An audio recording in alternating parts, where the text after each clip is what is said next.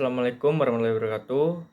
Perkenalkan, nama saya Danis Dendari dengan NIM 233030803002. Di sini saya akan mempresentasikan materi dari agregasi trombosit, yaitu proses dan mekanisme dalam pembekuan darah. Di sini dosen pengampu saya yaitu Abi Bakring Balyas, SPD MKes. Nah, di sini dengan latar belakang trombosit adalah sel darah kecil yang penting dalam hemostasis atau penghentian perdarahan dan pembekuan darah. Agresi trombosit adalah proses trombosit yang saling bergabung untuk membentuk sumbatan trombosit. Nah, proses ini mencegah perdarahan lebih lanjut setelah cedera pada pembuluh darah. Nah, agresi trombosit yang tidak terkontrol dapat menyebabkan trombosis atau pembekuan darah yang berlebih.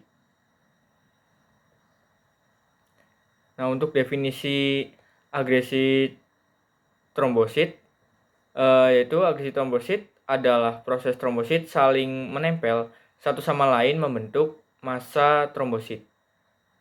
Nah, dimulai setelah trombosit teraktivasi oleh faktor pemicu seperti kolagen. Nah, trombosit yang teraktivasi akan melepaskan ADP, TXA2, dan serotin yang memperkuat agregasi. Nah, untuk mekanisme agregasi trombosit terdapat 4, yaitu adesi trombosit, aktivasi trombosit, agregasi trombosit, dan pembentukan sumbatan trombosit. Untuk agregasi trombosit, yaitu trombosit ini menempel pada permukaan yang terpapar kolagen melalui reseptor glikoprotein. Nah, untuk yang aktivasi trombosit, itu trombositnya menempel teraktivasi dan melepaskan zat aktif seperti ADP dan TXA2 untuk memicu aktivasi trombosit lainnya. Nah, agregasi trombosit ini reseptor glikoprotein 2B dan 3A mengikat fibrinogen, memungkinkan trombosit menempel satu sama lain. Nah, untuk yang pembentukan sumbatan trombosit, itu proses agregasi menghasilkan sumbatan trombosit yang menghentikan perdarahan diperkuat dengan fibrin.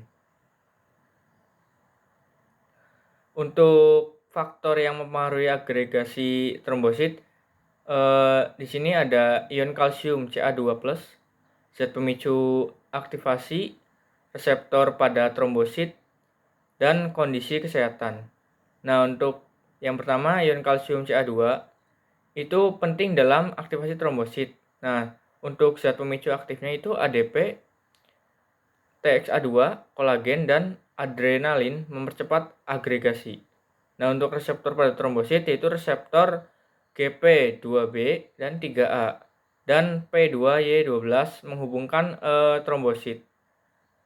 Nah, untuk kondisi kesehatannya itu biasanya diabetes, hipertensi, dan kolesterol tinggi mempengaruhi agregasi trombosit. Nah, untuk gangguan pada agregasi trombosit, trombositopati, gangguan fungsi trombosit yang menyebabkan pendarahan berlebihan, misalnya itu sindrom Bernard-Schauer. Nah, untuk trombofilia, kecenderungan berlebihan membentuk bekuan darah atau trombosis. Nah, sindrom agregasi trombosit berlebihan itu agresi trombosit yang berlebihan meningkatkan resiko trombosis, misalnya pada penyakit jantung. Nah, untuk pengaruh obat terhadap agresi trombosit itu ada 2, yaitu yang pertama obat antiplatelet itu menghambat agregasi trombosit, contohnya aspirin dan clopidogrel. Nah, untuk obat antikoagulan itu mengurangi kemampuan darah membeku secara keseluruhan, contohnya warfarin dan heparin. Nah, dari dari rangkaian ini saya menyimpulkan agregasi trombosit adalah proses penting dalam hemostasis dan pembekuan darah. Nah, gangguan agregasi dapat menyebabkan perdarahan atau trombosis. Nah, pengetahuan tentang mekanisme agregasi trombosit dapat membantu pencegahan dan pengobatan gangguan pembekuan darah.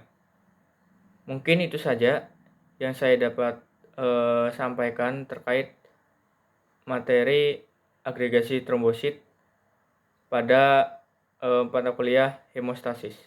Mungkin itu saja. Sekian dan terima kasih. Wassalamualaikum warahmatullahi wabarakatuh.